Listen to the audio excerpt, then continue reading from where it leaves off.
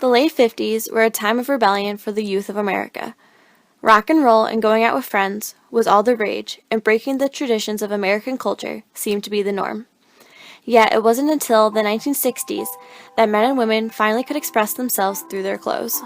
In 1960, older men and women, typically parents and grandparents, continued to wear traditional clothing, including fur collars, shawls, and hats, dresses below the knee in dull, light colors, and black or brown heels no more than an inch thick. The men then would wear bowler hats, suit jackets, and narrow trousers with leather-pointed toe shoes.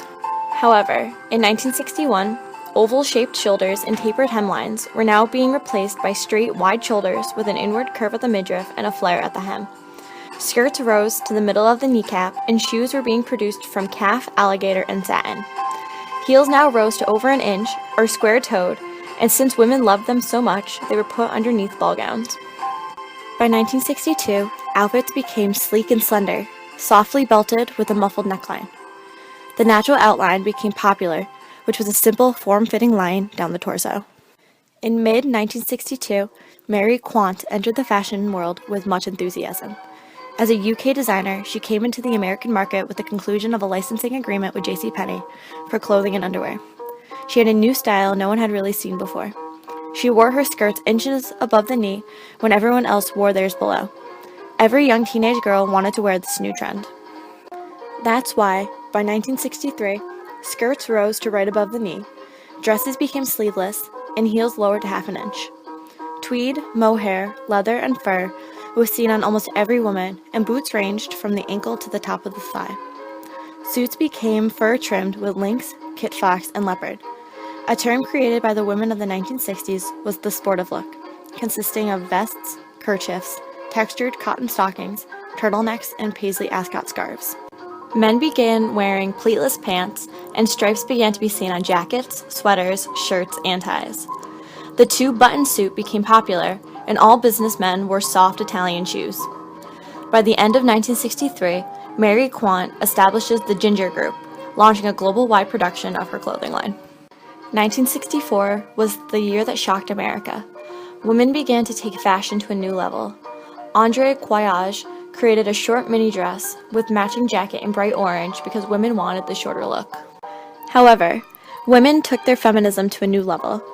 Rudy Gernreich created the topless bathing suit. It created much controversy, and if women decided to wear the bathing suit in public, they would be arrested for public nudity. Showing skin seemed to be increasingly more widespread because dresses now had plunging necklines and flesh-colored sheer netting. Dresses also now had knee-high skirts, fitted bodices, ruffles, pleats, and lace. Pale lipstick and nail polish became used to contrast the bright colors of their clothes. Due to the straight line dresses are now being shaped, women would pay up to $40 for a chemically treated hair solution to take out their curls. Men's suits are now lighter and brighter. Suit coats and jackets are shorter with wider lapels, and trousers became uncuffed. When 1965 came, women would wear dresses with stripes, checks, and wavy lines, with geometric bands of contrasting colors.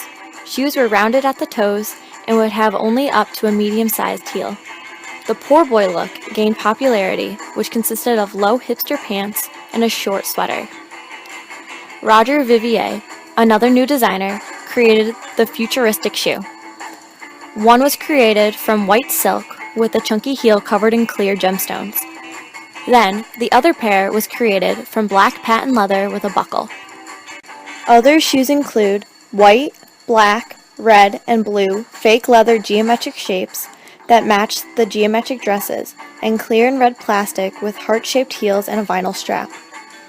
Along with dresses having new designs, white and black checkerboard print was seen on many vinyl coats, and bold, bright, abstract shapes could be found on silk hooded capes.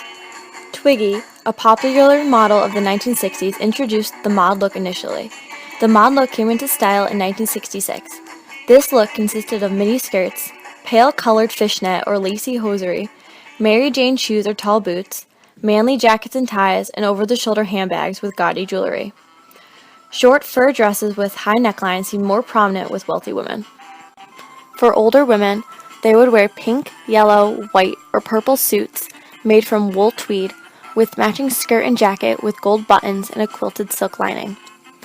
Contrasting the look of older women, the younger generation would wear A-line mini dress with a wavy pattern of sequins or a dress with matching jacket with similar sequins and a striped pattern.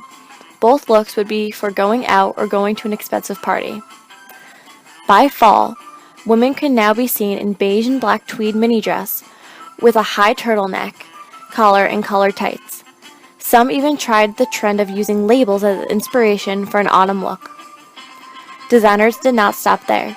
John Bates, an English designer, created a wedding coat that was double-breasted and white but had a metallic collar. Judy Brewer, another designer, began creating dresses from paper. Men changed their look as well. Pants began to be low-slung, wide-belted, skinny, and fitted. They would wear flashy ties with floral prints and wear boots, vests, London caps, and narrow Carnaby jackets. Between 1967 and 1968, women began to be overly feminine and believed that they should not be restricted by society. They would wear hardware consisting of metal squares, nail heads, rattling chains, zippers, brass buttons, and clamps.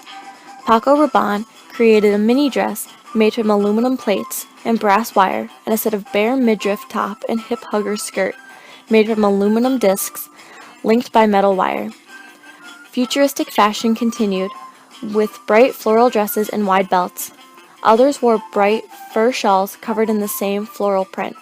However, the opposite to bright colors was women wearing head-to-toe black covering their bodies.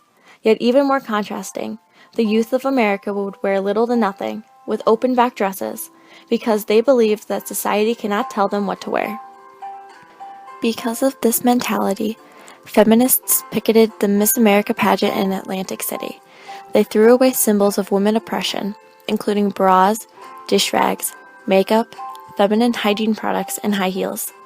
They felt as if women should not be objects to just look at. Many feminists believed in unisex clothing and started wearing man-created jeans. Of course, there are always women who will stay completely traditional and will wear feathered cocktail dresses and flowing white wedding dresses. A new kind of shoe was developed using astroturf, clear vinyl, and a rubber sole. In 1969, metal became increasingly more common and mini dresses were made with chrome-plated plastic and steel discs linked by stainless steel rings, and pink and white plastic beads were linked by stainless steel rings to create a shirt. The hippie movement also came around in 1969, where men and women wore baggy clothing, tassels, bright colors, and long baggy pants. Women would wear long flowing skirts and dresses. Men would wear brightly colored pants, vests, and non-matching suits. The 60s were a time of change for America, letting men and women break out of their comfort zones and into truly expressing themselves.